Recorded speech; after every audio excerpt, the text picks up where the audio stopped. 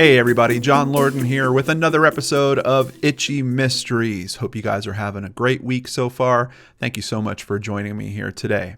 Today we are talking about a film called Lost for Life. It was produced in 2013, currently available on Netflix, directed by Joshua Rofe. Let's go ahead and learn a little bit more about this with the plot summary on IMDb. In the United States today, more than 2,500 individuals are serving life without parole sentences for crimes they committed when they were 17 years old or younger. Children as young as 13 are among the thousands serving these sentences.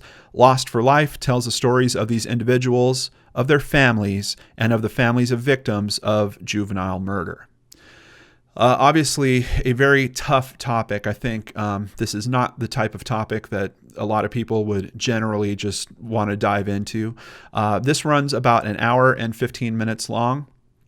I watched it in particular because I was contacted by someone just a few days ago that was telling me about a case kind of similar to this, but actually a little reverse to it. It's someone that committed a crime, I believe, when they were 16 or 17, and they were going to be up for parole, but they've kind of continued being violent while they were incarcerated, and they've made some pretty disturbing promises about what they're going to do once they get out.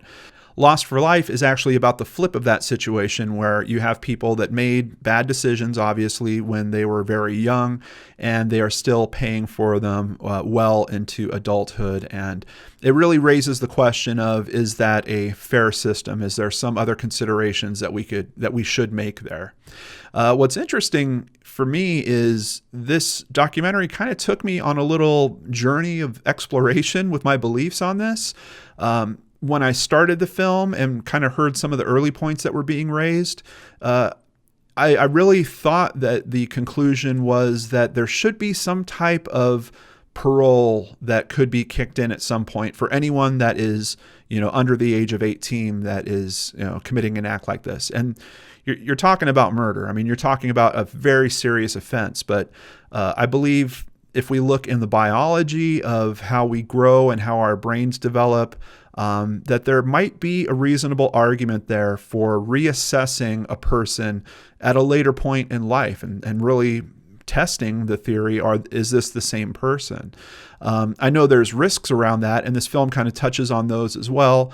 Are these murderers that are simply learning how to blend in with society in terms of their actions, and then once they have the opportunity, they could strike again? I think that's a very valid concern. This film is largely a collection of interviews, and what I found happening to me is I'd go through one interview thinking one thing, and then all of a sudden I'd hit another interview and my perspective would change a little bit. Well, maybe that guy shouldn't be considered for parole. It's a really interesting look because I think the filmmaker did a good job of not trying to stick to one perspective too hard. You really kind of feel like you're looking at this from multiple sides. And of course, when you're talking about the fact that you're hearing interviews from these actual individuals in this situation, you're hearing from their families, but then you're also hearing from the families of the victims. I think it gives this as fair as a view as we can get in terms of it being kind of well-rounded and having multiple perspectives. I ended at a much different place than I began with the film. I don't really want to go into it too much because it might touch into some spoiler stuff. I don't want to ruin it for you guys if you want to watch it. But just know that whatever belief structure you come into this situation with, if you're even aware of this situation, which quite honestly, I didn't understand this situation very well before this film. So it also does a very good job in terms of just educating us about situations like this. But just know that your belief is going to be challenged through these interviews, and it's a good thing. It might raise some bad feelings for people in certain places. I think that's certainly understandable when you're talking about a topic like this and putting yourself into the shoes of anyone affected by these types of situations. It's paced a little on what I would consider the slow side, but I think for this topic that actually works fairly well because this really comes across. There's movies where I like the pacing to be quick because I'm trying to get the information and the director is trying to give me a particular perspective and I just want him to give me his perspective. This one is different because it's trying to give you multiple perspectives, but it's also trying to give you time to consider those things. So I think for some people, if you're kind of a rapid thinker and you like a lot of fast dialogue or a lot of information being thrown at you, you might feel like this film is kind of generally too slow. But if you're ready to settle in, really let your beliefs and feelings go with the flow of these conversations and bounce back and forth. It's almost like this little internal tennis match that you'll have probably going on within you. I know that's a fairly good assessment of what I was going through when I was watching Lost for Life myself. In terms of music, nothing real special going on with music. In terms of cinematography, it's fair. There's nothing really special about the cinematography, but nothing bad that really takes away from it. This is a film that is really about people. It's about the quality of the interviews. The interviews are handled really well. The only knock, I guess, I would give it outside of the pacing issues that I kind of talked about, which I think will affect some people worse than others, are at times the person conducting the interview is asking questions of the person they're interviewing, and they're not mic'd. And it's a little hard at times to hear what they're saying to the people. And I also kind of wondered if it really needed to be in there, because when I was watching the interviews, I would hear those questions and I thought that they could have probably covered up a lot of those questions with editing and not taken away anything from the context of the conversation. So just a couple of little weird spots that I probably would have just smoothed out with some editing. I would have just cut all of the interviewer questions altogether, or would have taken a little bit of a different approach and actually introduced the interviewer at some point so we knew that there was, I mean, yes, common sense dictates that there's going to be an interviewer there, but we had no idea who this person was. Was it the director? Was it just some guy he hired off Craigslist to get these interviews done? There was just no connectivity to the person asking the questions. And I think, especially when you're going on a ride like this, it might have been interesting to have someone's point of view that we could kind of bounce our own off of. Because we don't get that, you just get this kind of disembodied voice, and maybe it's a better situation in terms of you considering what they're bringing up in terms of not pulling your bias one way or another.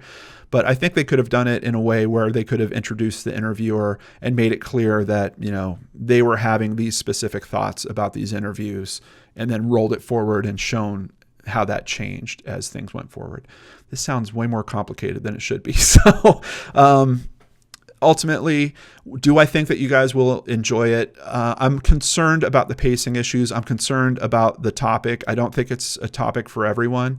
There are some of the interviews where, quite honestly, I was feeling angry towards the people being interviewed. It just seemed like there's some people in this film that are not learning from their situation, and they want this consideration of, well, why don't you guys assess me now and possibly let me out of prison? And in some of those cases, I was sitting there shaking my head, no, don't let this guy out of prison.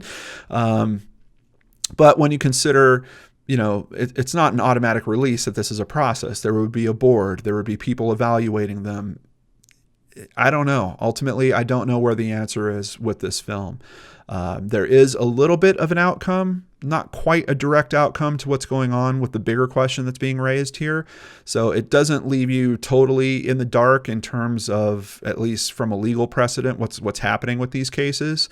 But it certainly leaves you with a lot of questions and just a lot of there are some very dark stories that go on here. Minor warning for graphic images, particularly the first image of the entire film. That same image comes up kind of in the middle of the film, and that's really the only graphic image that you'll see throughout the film.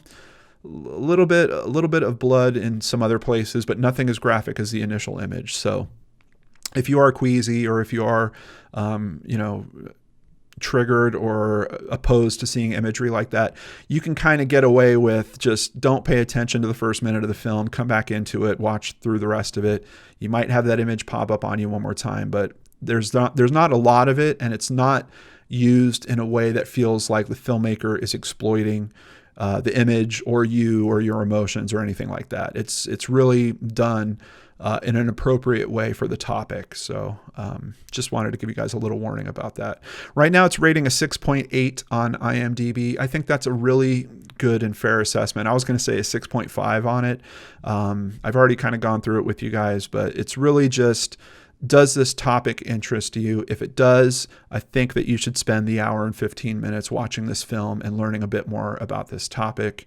If it doesn't interest you, I'd say stay away from it, because if you're not very interested in this topic and you're susceptible to the pacing problems really pulling you out of it, this film would probably drop you about halfway through it. So that is your Itchy Mystery review. Have you guys seen Lost for Life? What do you think about it? Let me know in the comments down below, but keep in mind, we don't want to drop any spoilers down there for people that haven't seen it yet. Take care, everyone. Hope you have a great day. I'll see you back here tomorrow with a brand new brain scratch. Also, I've got a special Johnny vlog, something I was trying to put together for this week, but it didn't happen. It is happening next week. Danielle Hallen back on the channel for Johnny vlogs on Monday. Hope you guys will check that out. I'll see you there.